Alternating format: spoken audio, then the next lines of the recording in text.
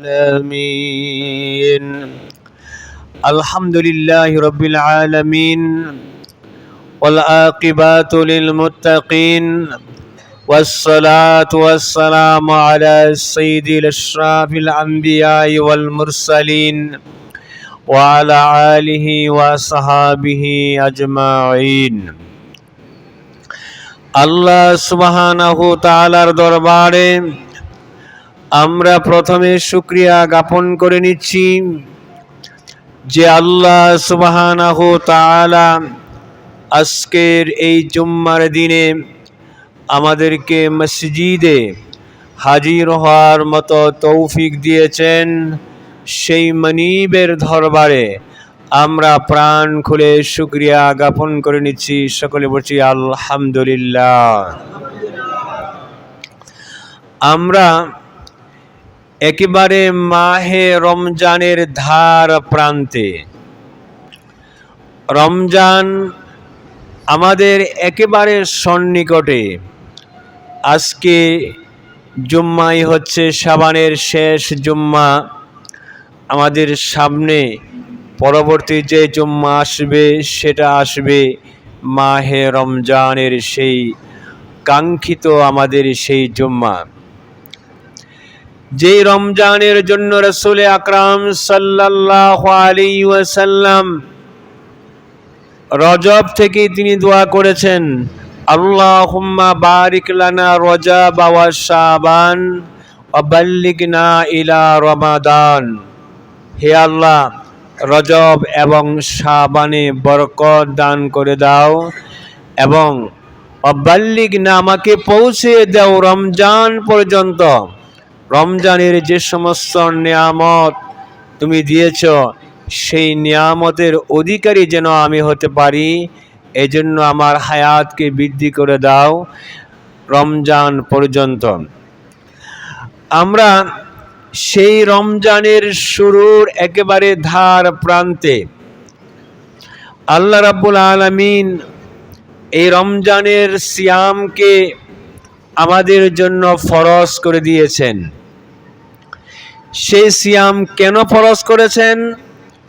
আল্লাহ রাব্বুল আলামিন তার নিজেই তিনি তার কারণটা প্রথমে উল্লেখ করেছেন। কি কারণে রমজানের সিয়ামকে আল্লাহ পাক ফরজ করেছেন, তারপরে রমজানের বিভিন্ন ফজিলত সেই হাদিস শরীফে এগুলো আসছে। কুরআনুল কারীমে এই সিয়ামকে ফরজ করার কারণ হিসাবে আল্লাহ রাব্বুল আলামিন বলছেন, আউযু বিল্লাহি মিনাশ শাইতানির রাজীম। বিসমিল্লাহির রহমানির রহিম। يا أيها الذين آمنوا كتب عليكم الصيام كما كتب على الذين من قبلكم لعلكم تتقون। কুরআনুল কারীমে আল্লাহ রাব্বুল আলামিন আমাদেরকে বলতেছেন, ইয়া আইয়ুহাল্লাযীনা আমানু, হে ঈমানদার, হে বিশ্বাসীরা, শোনো, কুতিবা আলাইকুমুস সিয়াম, আমি আল্লাহ রাব্বুল আলামিন তোমাদের উপরে রমজানের রোজাকে ফরজ করে দিয়েছি, আবশ্যক করে দিয়েছি, অবধারিত করে দিয়েছি। শুধু তোমাদেরকেই ফরজ করি নাই, কামা কুতিবা আলাল্লাযীনা মিন ক্বাবলিকুম, তোমার পূর্বেও যারা পৃথিবীতে নবী ছিল, নবীর উম্মত ছিল, তাদের উপরেও আমি রোজাকে ফরজ করেছিলাম। কেন করেছি?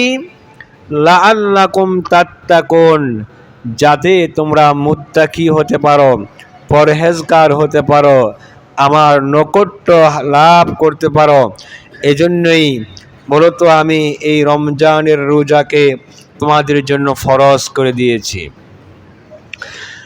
আল্লাহ রাব্বুল আলামিন রোজা ফরজ করার জন্য যে কারণটা তিনি প্রথমে উল্লেখ করেছেন সেটা হচ্ছে তাকওয়া, আল্লাহর ভয়। তাকওয়া অর্জন করার জন্যই আল্লাহ রাব্বুল আলামিন এই রমাদানের সিয়ামকে তিনি ফরজ করেছেন।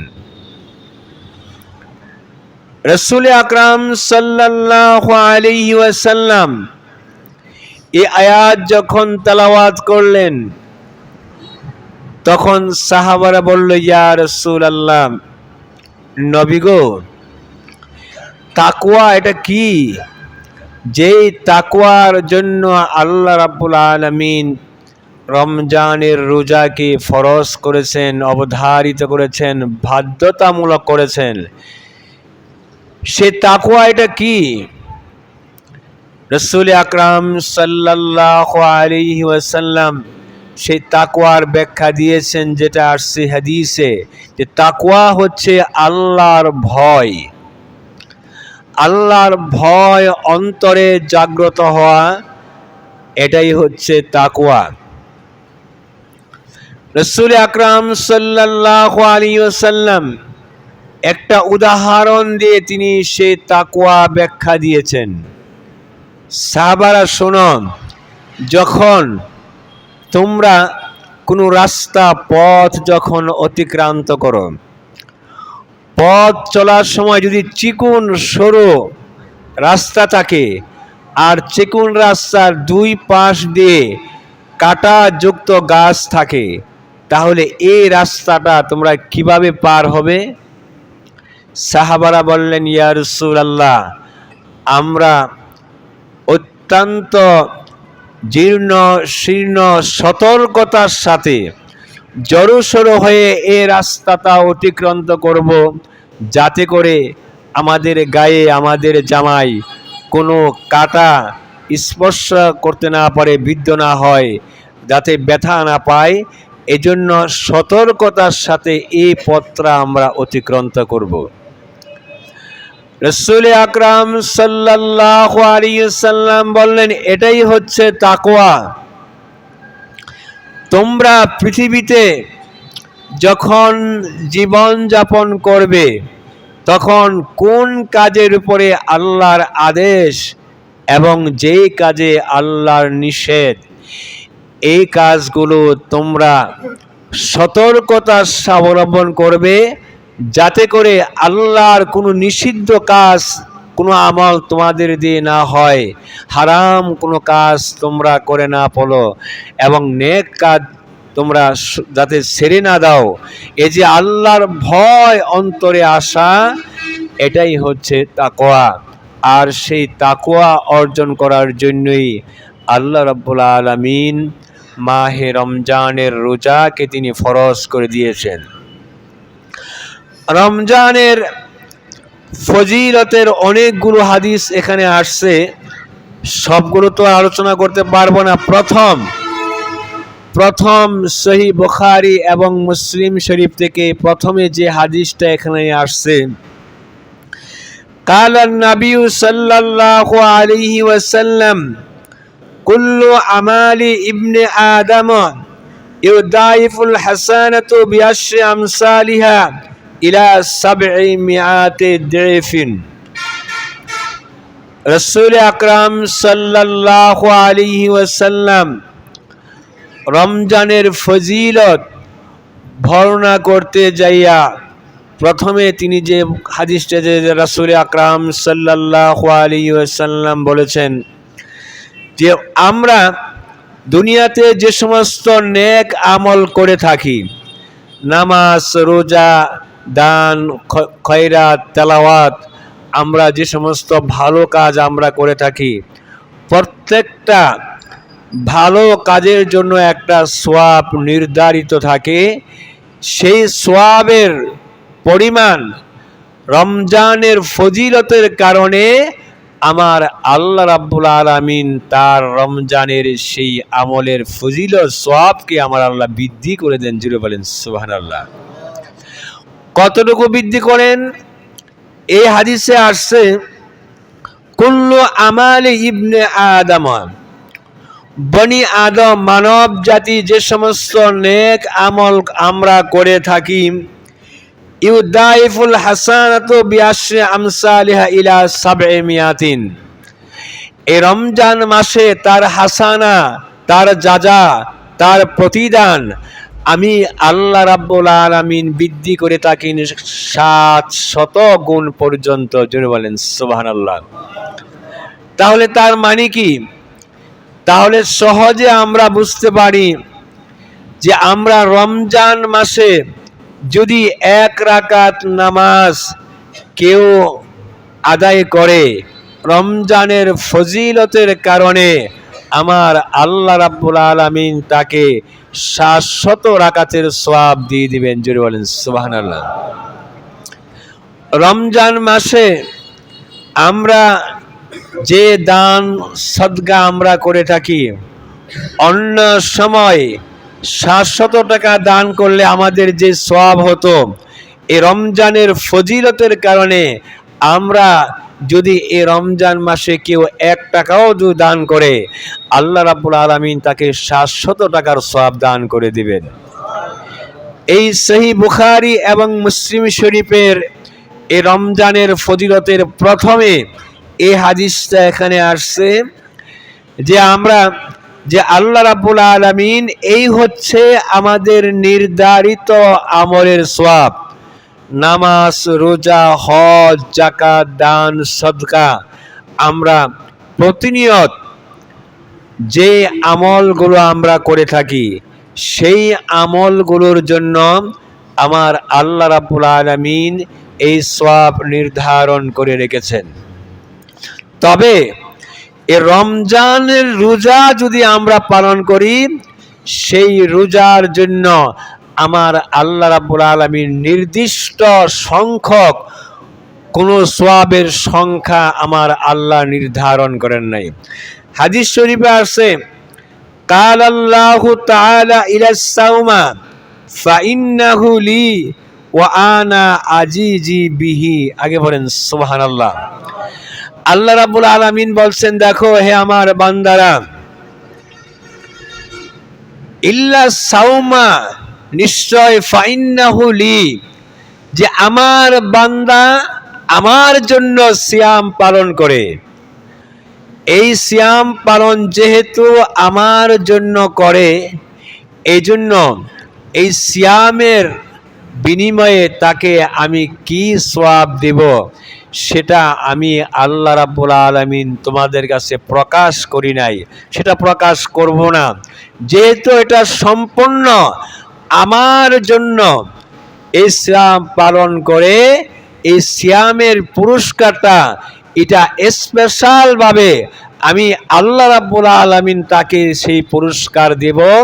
আর সেই পুরস্কারটা আমি কি দেব সেটা একমাত্র আমি আল্লাহ রাব্বুল আলামিন সেটাই জানি। জুড়ে বলেন সুবহানাল্লাহ।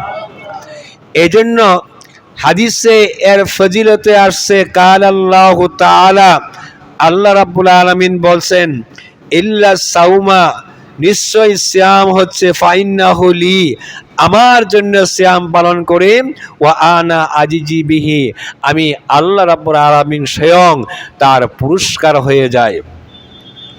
তবে এটা তো আল্লাহর কথা, যে আল্লাহ রাব্বুল আলামিন বলছেন যে আমি কি পুরস্কার দেব সেটা সম্পূর্ণ আমি জানি।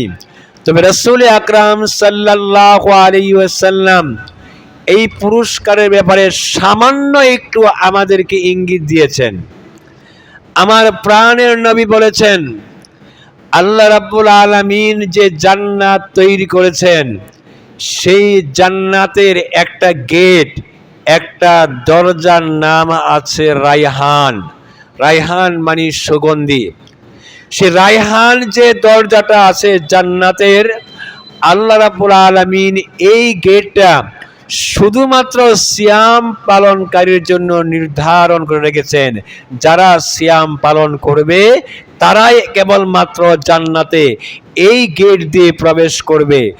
সিয়াম পালনকারী ছাড়া আর কেউ এই জান্নাতে এই গেট দিয়ে প্রবেশ করতে পারবে না। তাহলে বোঝা গেল যে আল্লাহ রাব্বুল আলামিন সিয়াম পালনকারীকে কত সম্মান দিয়েছেন। জান্নাতে সবাই প্রবেশ করবে, অন্য নবীর উম্মতরাও প্রবেশ করবে, কিন্তু ওই রায়হান দরজা দিয়ে আর কারো প্রবেশ করার অধিকার থাকবে না। এই গেট দিয়ে যারা প্রবেশ করবে এরা হচ্ছে স্পেশাল মেহমান, আল্লাহর খাস মেহমান, আর এরা হচ্ছে সিয়াম পালনকারী। আর ওই সিয়াম পালন যারা করবে আল্লাহ রাব্বুল আলামিন তাদের জন্য এই জান্নাতের এই গেট তৈরি করেছেন। ওই সিয়াম পালনকারীরা এই গেট দিয়ে প্রবেশ করবে। জুড়ে বলেন সুবহানাল্লাহ। রাসূল আকরাম সাল্লাল্লাহু আলাইহি ওয়াসাল্লাম সিয়ামের ফজিলতে আরো অনেক হাদিস তিনি এখানে আনেছেন, তারপরে তার ব্যাখ্যাও দিয়েছেন যে আল্লাহ রাব্বুল আলামিন সিয়াম পালন যারা করবে তাদের জন্য স্পেশাল গেটটা আমার আল্লাহ কেন করেছেন, অন্যদেরকে আল্লাহ পাক কেন দেন নাই, তার ব্যাখ্যাও এখানে হাদিসে আসছে। ইয়াদাউ শাহাওয়াত ওয়া তাআমাহুম মিন আজলিল সাইম।